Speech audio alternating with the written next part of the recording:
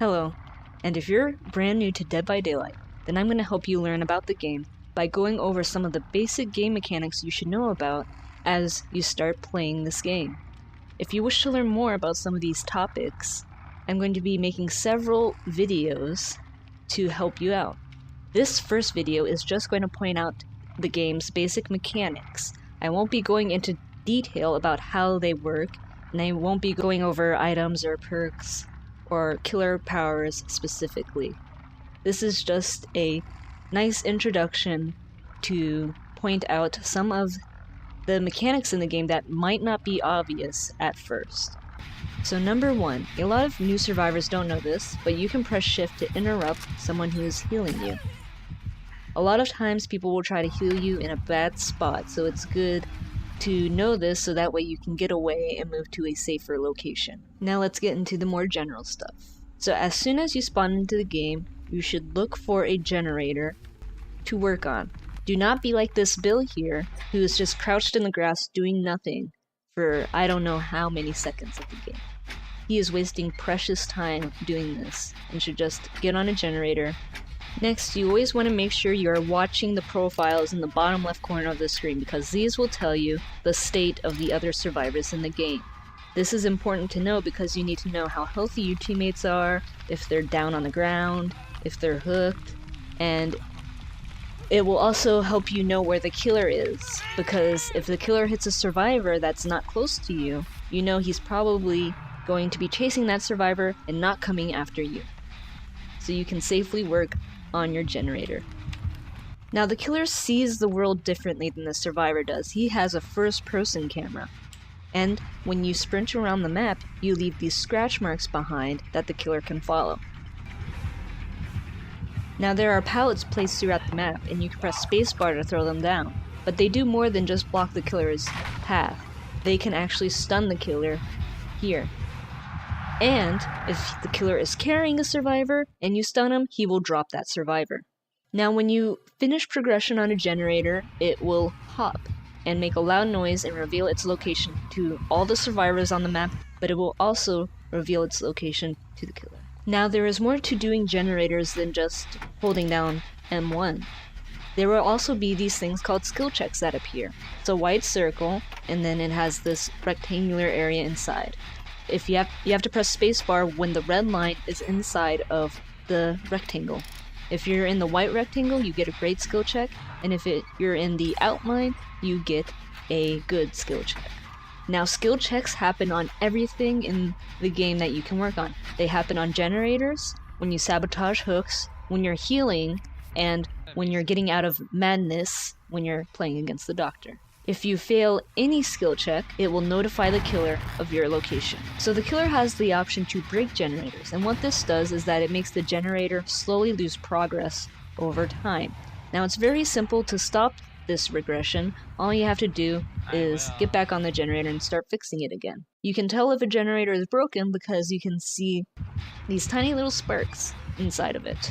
So when the last generator is powered, the exit gates will be revealed to you for a short amount of time. You have to get to one of these exit gates and open the door. Now, the killer will also be able to see where the exit gates are, but unlike you, their location will be available to him for the rest of the match. Missed skill checks aren't the only thing that will notify a killer to your location. Fast vaulting over windows, dropping a pallet, fast vaulting over a pallet, fast vaulting into a locker, and staying in one spot for too long will give a notification to the killer of where you are. When a survivor is hooked, their location will be revealed to you. The same goes for when a survivor is put into the dying state by the killer. Keep your eye out because it's important to know where a survivor went down because this will tell you where the killer is. The way the killer catches you is by hitting you. If the killer hits you, you will be put into an injured state where you will leave behind blood trail and you will make lots of noise. If you get hit a second time, you will be put into the dying state. And in this state, you are on the ground and can only crawl around. The killer will then be able to pick you up and take you to a hook.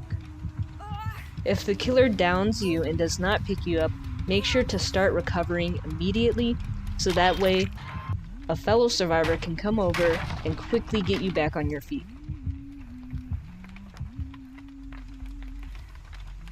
If you ever get hooked, do not try unhooking yourself. Be patient and just chill on the hook and wait for someone to save you. Unless you're in this situation you see before me, where everybody is downed and there's absolutely 0% chance of getting saved, then by all means try to unhook yourself.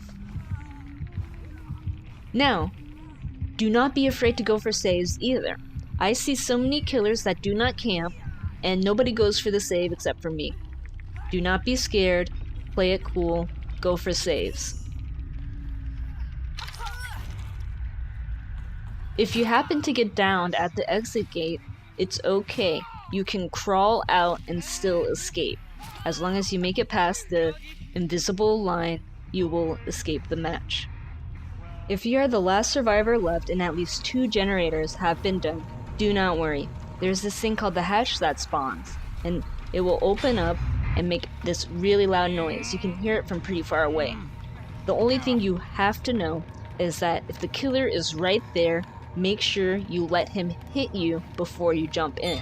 If you try to jump in without letting the killer hit you, they can grab you out of the hatch regardless of your health state and then proceed to kill you. If you are injured and you vault over a window or pallet and the killer is within hitting range, they can instantly grab you off of the window or pallet. So be very cautious of that. Talking more about grabs, the killer will always be able to grab you if you go into or out of a locker. They will also be able to grab you if you're hiding in a locker and they check it. As the killer gets closer to you, the heartbeat and the music intensifies. Now try to stay calm and look. The killer will not always see you when he gets close to you. Now these are dual totems and there are 5 on each map. You can cleanse them for 600 boldness points, but more importantly, if you see them glowing like this, that means it is a hex totem and you must destroy it. Not only does it give 1k boldness, but it will also render one of the killer's perks completely useless. So they should be a top priority. Each killer has a different and unique power. So as a survivor, you should know what every single one of these killers do. So I would recommend going through this list and reading all the information about each killer. To help you out, I've attached a bunch of clips of what each of the killer powers are. I'm not going to go into too much detail about how the powers work, but I will give brief descriptions for each of them. So first up we have Hillbilly. It's really simple. If he hits you with the chainsaw, you are downed instantly. Next is Wraith. His power is being able to turn invisible. Next is Trapper. He uses bear traps. You can place them on the ground. If you step in the trap, you get caught.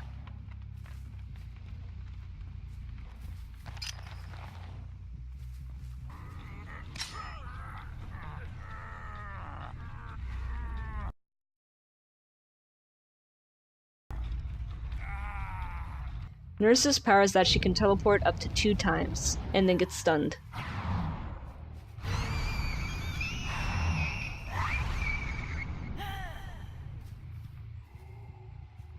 The Shape can stalk people for power. If he fills up the square that you see, he will proceed to the next stage of his stalking ability. If he reaches stage 3, he can instantly down you in 1 hit. Hag places traps. If a survivor sets off the trap, she can teleport to the trap.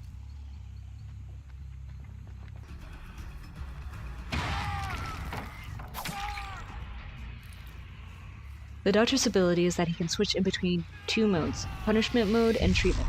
In treatment mode, he can shock you, and in punishment mode, he can hit you.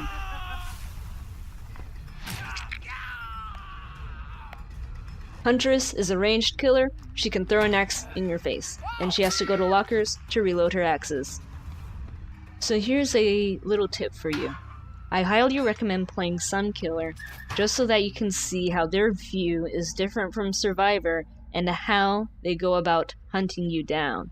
This can give you a good understanding of how to escape and evade the killer. I hope this video has helped you understand Dead by Daylight better, and keep tuned because I will be posting more and more videos as fast as I can. Thank you very much for watching, and good luck out there in the fog.